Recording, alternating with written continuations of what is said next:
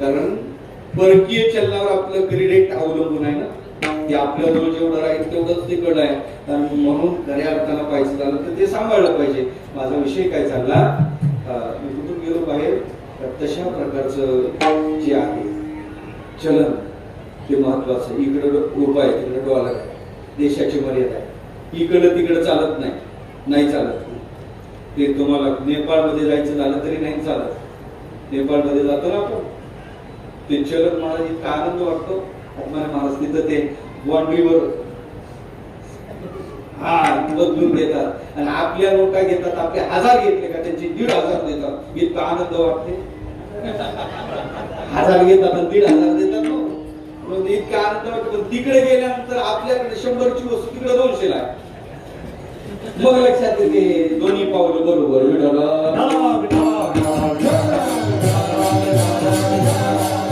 लौकिक आपल्या चलनाला देशाची मर्यादा आहे. लौकिक आपल्या चलनाला मला वाटते जन्माची मर्यादा आहे. लौकिक आपल्या चलनाला काळाची मर्यादा आहे. एका काळातलं दुसऱ्या काळात चालत. प्रॉपर्टीचा वाद लागला, विकोपाला गेला तर म्हणतो जा तुझ्याच्यानं होईल ते करून घे, तुला फुटकी. काय मी बहिरा आहे, मला ऐकायला कधी काय कवडी का म्हणतो माहितीये का? काही काळापूर्वी ही कवडी चलनात चालायची. आता कवडी मार्केटमध्ये घेऊन जा, कवडीला कवडी किंमत नाही. लौकिकातल्या चलनाला कालाची मर्यादा. खरं सांगू का तुम्हाला, ते नोटा बंद झाल्या, आठवतात का तुम्हाला? नोटा बंद झालेल्या आठवतात ना? ते नोटा बंद झाल्या. मी सकाळी ज्ञानवारच्या दर्शनाला मंदिरात गेलो. हळदीत दर्शन घेतलं, बाहेर पडलो. एक भिकारीला मारत होता. हे बाबा का मारतो? म्हणे बुवा नवरा बायकोची भांडण आहे, बुवानी या उचापात्यात पडू नये. अरे तुझी बायको आहे का मारतो विचारलं. म्हणे तुम्हाला ऐकायचं म्हणजे त्याच्यासाठी तुला विचारलं. म्हणजे त्या पारीवर ती बसते, या पारीवर मी बसतो.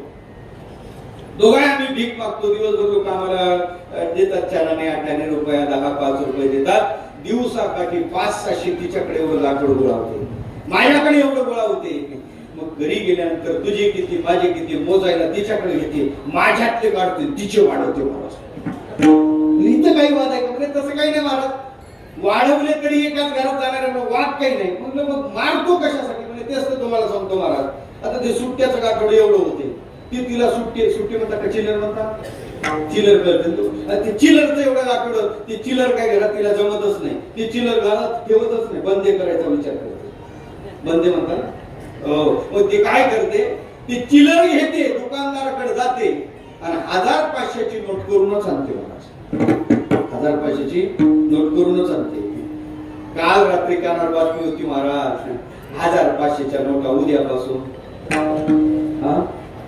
बंद. सकाळी पेपर पाहिला, फ्रंट पेजला बातमी होती, आजपासून 1000-500च्या नोटा बंद. आता तुम्ही सांगा महाराजीनं किती मला बुडवलं, मला झालं काय? तो भिकारी सांगू लागला, आता तुम्ही सांगा महाराज, आमच्या सारख्या गरीबाला 10 लाख कोण बदलून देणार आहे? मी फक्त तुम्हाला मंदिरासमोरचा भिकारी सांगितला, आणखी मंत्रालयातला बाकी आहे.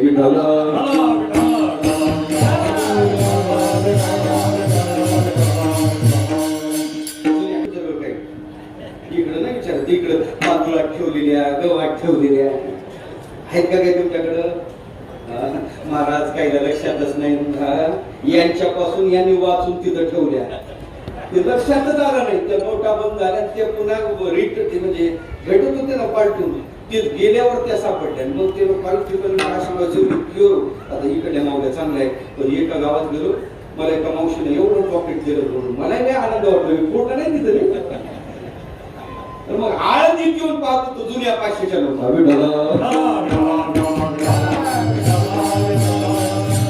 सांगायचं काय, माझा विषय काय चालला, लौकिक आपलं चलन या कालात चालत नाही. का म्हणतात तुम्हाला कोणते म्हणतात? आणि शेवटचं सांगतो, लौकिक आपलं चलन या जन्मातलं त्या जन्मात न्यायला जमत नाही जमत. इकडंच तिकडं काही चालत नाही. कबर तो जेब नाही होते, नाही काही चालत नाही. इकडून न्याय जमत नाही. प्रसंग सांगतो, श्रीमंताचं एक भिक्षू दारात आला. त्रिकालदर्शी महात्मा भीक मागत होता.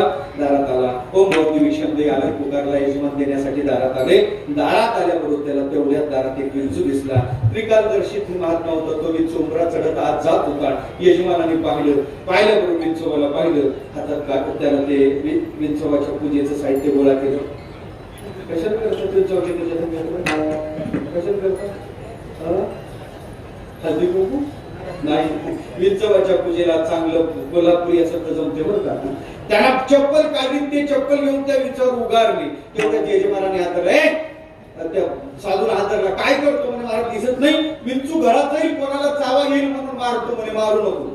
का मारू नको म्हणजे मला तिन्ही काळाचं ज्ञान आहे. तो विंचू कोण आहे तुला माहितीये का? तो विंचू मोठा आहे, साधा आहे, मारू नको म्हणजे साधा नाही, मारू नको म्हणजे कोण आहे?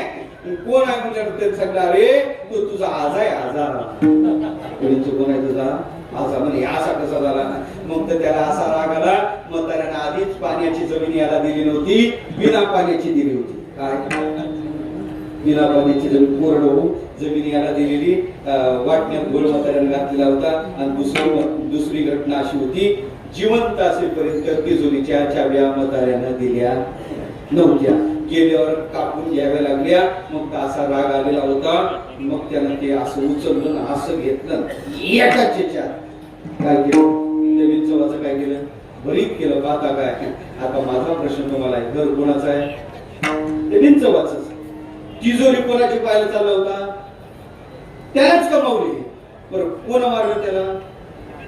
त्याच्याच नातानं. मग या जन्मात कमावलेलं चलन त्या जन्मात काय कामाचं आहे? काय कामाचं आहे? का म्हणतात तुकोबारा पुण्यवंत व्हा. लौकिकातल्या चलनाला ह्या तिन्ही मर्यादा आहे. धनवंत होण्यापेक्षा पुण्यवंत व्हा. तर पुण्याला एकही मर्यादा नाही. भजन करा सांगतो विठ्ठल.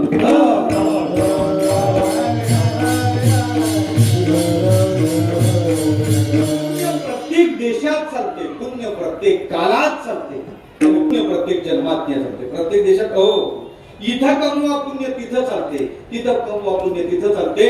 फक्त निर्देश करतो स्वामी प्रभुपादाच्या चरित्राचा विचार करा.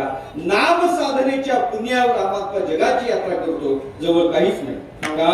फक्त पुण्य चालते. इथं जायचं पुण्य, ते नामचिंतनाचं महत्व सांगायचं. लोक त्या नाम साधनेनं प्रभावित व्हायचे. पुढचा मार्ग प्रशस्त व्हायचा. जगभर त्यांनी इस्लाम संप्रदायाचा प्रसार केला. का? फक्त पुण्य चालते. पुण्य प्रत्येक देशात चालते. पुण्य प्रत्येक काळात चालते. प्रत्येक काळात व प्रत्येक काळात. सामान्य काळ सोडा. ज्या विकराल कलिकाला सामान्य चलन अकार्यक्षम होते त्याही काळात पुण्य चालते. त्याही काळात पुण्यरूपी चलन चालते. तुम्हाला सांगेल घटना सत्य आहे. महाराष्ट्रात घडली. भरधाव वेगाने एसी स्लीपर लक्झरी बसेस निघल्या. 2:30 वाजता ड्रायव्हरचं गाडीवरचं कंट्रोल सुटलं. ही गाडी भरधाव वेगाने जात होती. ही लक्झरी बस समोरच्या गाडीवर जाऊन धडकली. दोन्ही लक्झरी बसेस धडकल्या. धडक इतकी जोराची होती, दोन्ही गाड्या अर्ध्या एका टेकलेल्या. घटना सत्य बरं का? तेवढ्यात एसीच्या गॅसनं पेट घेतला. लोक तुटले होते. हात तूट, पाय तूट, मस्त तूट. लोक तुटून पडले. एसीच्या गॅसनं पेट घेतला. जिवंत लोक जळत होते. धावा वाचवा आक्रोश चालू होता. वाचवा कोणीच नव्हतं. घड्यात रात्री 2:30 वाजले होते. जंगलातली घटना. जिवंत लोक जळत होते. मीडियाने सकाळी 6ला ते विदारक दृश्य टीव्हीला दाखवलं. प्रत्येक जण पाहत होतं, हळहळ व्यक्त करत होतं. आणि मग मीडियाने शोध घेतला. कोणी वाचलं का? कोणी वाचलं का? लोकांनी सांगितलं 3 वाचले. हॉस्पिटलमध्ये उपचार घेतात. मीडियाने बातम्या दाखवण्यासाठी तिथपर्यंत पोहोचले. त्यातला एक सावध होता. त्याची मुलाखत मीडियाने घेतली. आणि मग मीडियाने त्याला विचारलं, अरे बाबा कुठून निघले होते? कुठं जात होते? स्पीड अधिक होता का? ब्रेक फेल झाले होते का? ड्रायव्हर नशापानी करून होता का? असंख्य प्रश्न मीडियाने विचारले. शेवटी मीडियाने विचारलं किती जण गेले? ते आमच्या गाडीतले 32 गेले. किती गेले? 32 गेले. तुम्ही वाचले किती? म्हणे आम्ही 3च वाचलो. मीडियाने विचारलं का रे बाबा 32 ज्या गाडीत जळून मेले त्या गाडीतलेच तुम्ही? हो आम्ही त्याच गाडीतले आम्ही 3 वाचलो. मीडियाने विचारलं का रे बाबा 32 जण जातात तर तुम्ही 3च वाचता, कारण काय? तुमचा वशिला होता का? नाही चालत नाही गोष्टी. तुम्ही काही रक्कम सरकवली होती का म्हणे?